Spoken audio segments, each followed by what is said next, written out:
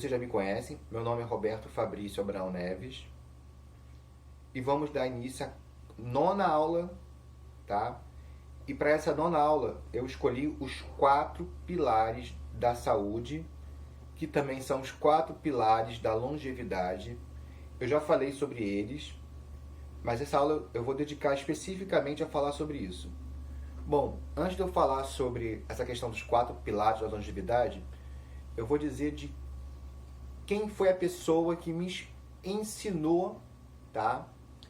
Quem me ensinou sobre isso foi, por coincidência, eu estava na internet pesquisando muitas coisas. Aí eu deparei com um senhorzinho muito velhinho, chamado Dr. Uronal Zarcan. E o Dr. Uronal Zarcan, o Dr. Uronal, ele começou a falar sobre a questão da telomerase. E nessa videoaula dele sobre a telomerase, ele falou sobre esses 4 pilares da saúde, né? O Dr. Uronal Zarcan também não é um inventor dessa teoria. O inventor da teoria é a Elizabeth Blackburn.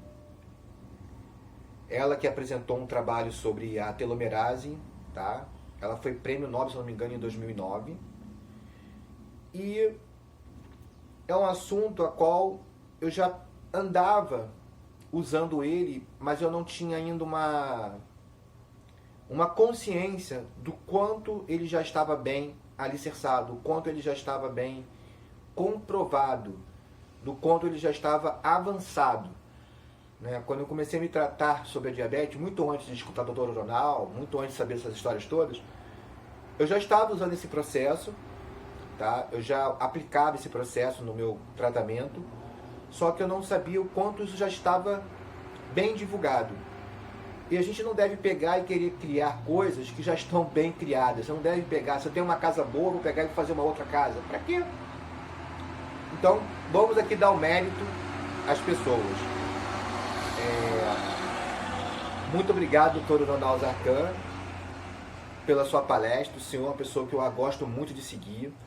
Se alguém aqui também quiser conhecer ele, vocês vão ficar encantados. A palestra dele são super legais. E obrigado também, doutora Elizabeth Blackburn, por nos apresentar isso a nível mundial. E quais são os 4 pilares da saúde e a sua importância para o tratamento da diabetes tipo 2? Os 4 pilares da saúde, eles vão combater basicamente todas as síndromes metabólicas. E a diabetes tipo 2 é uma síndrome metabólica. Então vamos lá. Essa imagem aqui, eu não estou fazendo propaganda da Sodexo não, tá? Eu nem sei quem é a Sodexo, eu sempre pego uma imagem na internet para poder ilustrar. E essa imagem aqui, ela ilustra corretamente o que eu quero falar para vocês. O primeiro pilar da saúde, né, que eu vou falar para vocês, vai ser esse da maçãzinha aqui, que é a alimentação. Para o diabético, a alimentação é o primeiro passo para controlar a diabetes. Como eu já falei na aula 8, baixo índice glicêmico, carga glicêmica controlada, insulina controlada, menor resistência, marcação de glicose vai dar certinho. Né? Complicações diabéticas vão desaparecendo. Né? Formigamento nas pontas dos dedos, tontura, fraqueza. Acertou a alimentação, vai ter bom aporte de ATP, ou seja, vai conseguir absorver energia de forma correta. Vai ter os micros e macronutrientes para você se manter bem nutrido. Vai ter energia para o seu corpo funcionar bem. E vai reduzir, obviamente, os marcadores inflamatórios que danificam o seu corpo. Então, a dieta é o primeiro pilar que o diabético deve ter na sua vida, é o primeiro foco do diabético. O segundo foco do diabético, aqui está uma bicicleta, é a atividade física. Tá? A atividade física melhora o corpo como um todo. Né? Nosso corpo foi feito para se movimentar. Nós não fomos criados para sermos sedentários. E a atividade física, ela tem uma função muito importante para o diabético, essa tem que ser memorizada, que ela faz com que a pessoa, através, principalmente do tecido muscular, ou seja, do tecido muscular, você consiga absorver a glicose, tá? Sem o uso da insulina. Então, quando você faz exercício, você consegue absorver glicose sem insulina. Olha que bacana. E o exercício ele tem efeito durante a atividade e após a atividade. Ou seja, você tem ganhos durante o seu dia inteiro quando você faz exercício. Né? O exercício ele também tem a capacidade, lembra da aula 8 sobre as células mitocondriais? Você pode, com o exercício, aumentar a sua quantidade de células mitocondriais, melhorando o seu aporte de energia. Então, o exercício físico ele vai ajudar a quebrar a resistência insulínica. Ele vai ajudar a melhorar o transporte do nutrientes, porque ele vai melhorar a sua circulação sanguínea. O exercício físico faz com que você não precise nem usar a insulina para absorver a glicose. Então, só com isso você já sabe o quanto é para você diabético a atividade física. Então, quem quer reverter a diabetes deve se focar em atividades físicas. Deve ter a prática de preferência diária de atividades físicas. Atividade física é uma coisa interessante de ser falada aqui. Eu vou dar uma palhinha já das aulas de atividade física aqui. Você pode ter atividade física e exercício físico.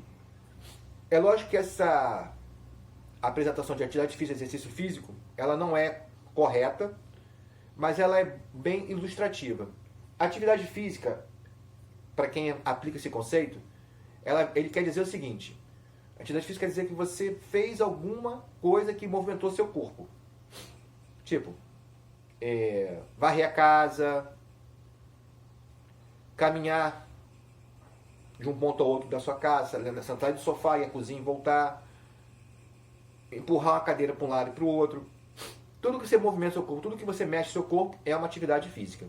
E o exercício físico é algo que você faz de forma intencional para trabalhar o seu corpo. O exercício físico é jogar futebol, o exercício físico é fazer musculação, o exercício físico é praticar uma arte marcial. E isso é exercício físico. A atividade física é o que você faz durante o seu dia a dia, exercício físico é o que você escolhe para exercitar seu corpo. É claro que a atividade física e exercícios físicos, no fundo, são a mesma coisa, mas essa separação é bom para você saber como você está agindo, ou seja, se você está tendo bastante atividade física, ou seja, se o seu dia a dia é agitado, já soma positivo para você. Você faz exercício depois que tem atividade física, soma mais pontos para você. Meu dia a dia é parado, eu mexo no computador o dia inteiro. Por exemplo, eu mesmo mexo no computador o dia todo, eu trabalho na área de informática. Sou biólogo, mas trabalho com informática, vai entender. E eu vou usar o exercício físico mais porque a minha atividade física é baixa. Então é muito bom você memorizar isso também. Como você está na sua atividade física e no seu exercício físico para reverter a sua diabetes.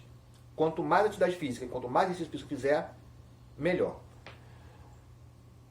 O terceiro ponto, eu vou usar aqui o coraçãozinho. Mas eu vou falar sobre a questão do estresse. Né? Eu sei que o estresse não é o coração, né? Mas o coração ele tem o ciclo dele com relação ao estresse muito bem marcado. Então, se você está, né, é o terceiro pilar, é a questão do estresse. É a questão da felicidade, também falando assim. Se você está feliz, você está bem, está tranquilo, obviamente o seu cortisol, lembra da insulina que eu falei que a insulina é um hormônio alto em excesso, é inflamatório? O cortisol é a mesma coisa. O cortisol desregulado é um marcador inflamatório. Tá? É um marcador negativo para a sua saúde quando ele está descontrolado. Inclusive, ele desregula, ele está associado também à obesidade. Tá? A síndrome metabólica da obesidade. É muito comum pessoas que têm obesidade também terem cortisol elevado. Tá? Então, o cortisol elevado, ele, além de atrapalhar a homeostase, ele atrapalhar o equilíbrio do seu corpo, ele faz com que a insulina não funcione no seu organismo. Lembra que eu falei com vocês que a atividade física ativa a ação da insulina? Melhor, faz com que faz com que você consiga absorver glicose sem a ação da insulina. Quando você eleva muito cortisol, você bloqueia a ação da insulina. Ou seja, cortisol alto, você não consegue usar a insulina para entrar a glicose. E aí é uma coisa interessante entre cortisol e insulina, entre estresse e atividade física, né? Existe um paralelo aqui que eu vou tentar explicar para vocês.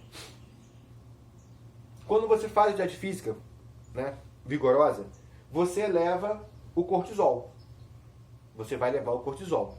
Só que quando você faz atividade física, você vai usar uma via metabólica chamada de via AMPK para poder absorver a glicose. Você não vai usar insulina para absorver glicose. Então, não tem problema elevar o cortisol quando faz exercício físico. Porque o exercício físico, principalmente o exercício físico de alta exigências, ele é necessário a liberação do hormônio do cortisol. Tá? Ele é necessário. Porque o cortisol ele também tem ação protetora do organismo. Ele tem, em desequilíbrio, ele causa inflamação, mas dentro da sua homeostase, dentro do equilíbrio, ele protege o seu organismo. Então, quando faz exercícios físicos, elevar o cortisol não é nenhum problema, porque você não vai precisar da insulina. Mas quando você está somente estressado, chegou um boleto bancário, você ficou estressado, ninguém faz exercício quando recebe boleto, né? Quando alguém, a sua esposa briga com você, ou quando se você for mulher, seu marido briga com você eleva o seu cortisol. Quando o seu filho te desagrada, né? Problemas familiares de forma geral que aparecem, existem 1000 motivos, vou ficar aqui citando motivos de problema, mas quando vem muito problema, temos uma tendência a elevarmos o cortisol, e o cortisol vai bloquear a ação da insulina, e aí faz com que a sua diabetes se torne descontrolada. Por isso que existe a tal da diabetes emocional. Tá? A diabetes emocional está ligada diretamente ao cortisol alto, ao estresse alto, né? Então, quando alguém fala, não existe isso, existe sim. Cortisol alto é problemático diabético, agrava a ação da diabetes, pode fazer com que seu índice glicêmico suba, ou seja, que a sua glicose dispare, porque automaticamente a sua insulina vai estar bloqueada pelo cortisol. Não adianta, tem cortisol, a glicose não vai entrar com insulina, não adianta. Tem que baixar o cortisol para que a glicose comece a entrar. Então, é muito importante você ter o emocional muito bem trabalhado. Nós vamos depois falarmos aulas sobre somente o emocional. É muito importante o emocional estar equilibrado. Tá? E o quarto pilar, não menos importante, é o descansar. Aqui está o desenho da pessoa dormindo. Eu considero descansar em duas formas para o diabético. O primeiro, vamos falar do que está ali no desenho, que é o dormir. Quando você dorme, você vai tentar fazer com que seu corpo entre em equilíbrio, para que você tenha um sono, para que seu corpo poupe energia, para você recuperar energia. E quando você está fazendo essa recuperação de energia durante o seu sono, você também está fazendo faxinas celulares, ou seja, você está utilizando o seu próprio corpo para se consertar. Então, dormir faz com que você faça reparações a níveis celulares do seu corpo e que você faça com que o seu sistema, que a sua homeostase se torne melhor para você poder estar se cuidando. É como se o sono fosse uma espécie de remédio para o corpo estar se consertando. E além da questão de dormir, e dormir bem, e dormir tranquilo, né? Existe também a questão do jejum. Ficarmos sem comer por algum tempinho durante o dia, termos um espaço entre as refeições maiores. Aqui eu estou entrando num tema em que talvez alguns nutricionistas não vão concordar, e alguns médicos não vão concordar, e eles têm seus motivos para não concordar com o que eu estou falando, sabe? Eu não sou o dono da verdade, mas quando você fica o tempo inteiro comendo, aí obtendo energia, eu vou ficar o tempo inteiro, obviamente, entrando glicose, insulina e mais insulina, e, obviamente, na aula hoje já ficou bem claro o que acontece. Eu ficar com glicose, insulina, vai dar ruim.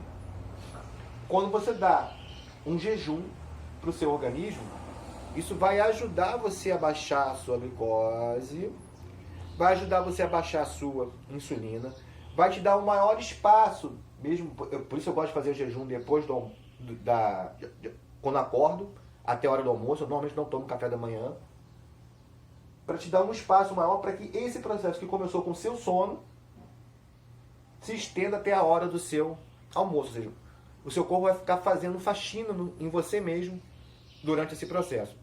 E o jejum ele também tem a capacidade de reduzir o acúmulo de gordura da barriguinha da pessoa, né? Então, jejuar, gente, é muito importante para reduzir a glicemia, para gerar a homeostase, tá? E para controlar o problema da gordura visceral, ou seja, emagrecer e perder aquela banha, né? Que diabético e banha é um problema. Então é isso, gente. São 4 pilares para você ter saúde. Os 4 pilares se integram entre si. Eu aqui fui falar de um especificamente, quis falar especificamente, mas acabei tendo que integralizar, porque é normal. Uma coisa se liga a outra. Se você desequilibra a alimentação, você atrapalha com o sono, você aumenta o estresse, você perde a vontade de fazer exercício. Se você não faz exercício, entendeu? Você destrambelha os outros negócios. E se você não dorme bem, você também vai estragar todos os demais processos. Ou seja, você cortou quebrou uma dessas partes do equilíbrio, as demais vão sofrer em efeito cascata entre si. E quando você corrige você também melhora os demais. Então é isso. Homeostase, equilíbrio. E para ter equilíbrio você precisa se alimentar bem, fazer exercício, reduzir o seu estresse, mantendo-se feliz e descansar, com dormir bem e jejuar. O canal é exatamente sobre isso. Usar esses 4 pilares para a sua saúde. E você que é diabético e entrou no canal agora, nós temos, essa já é a 9ª aula, e a aula 1, 2, 3, 4, 5, 6, 7 e outros, para você é muito importante para continuar. Principalmente as primeiras aulas, que são as aulas práticas de como lidar com a sua alimentação.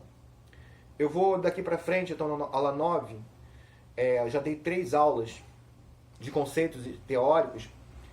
Na 10ª aula eu volto para uma aula prática.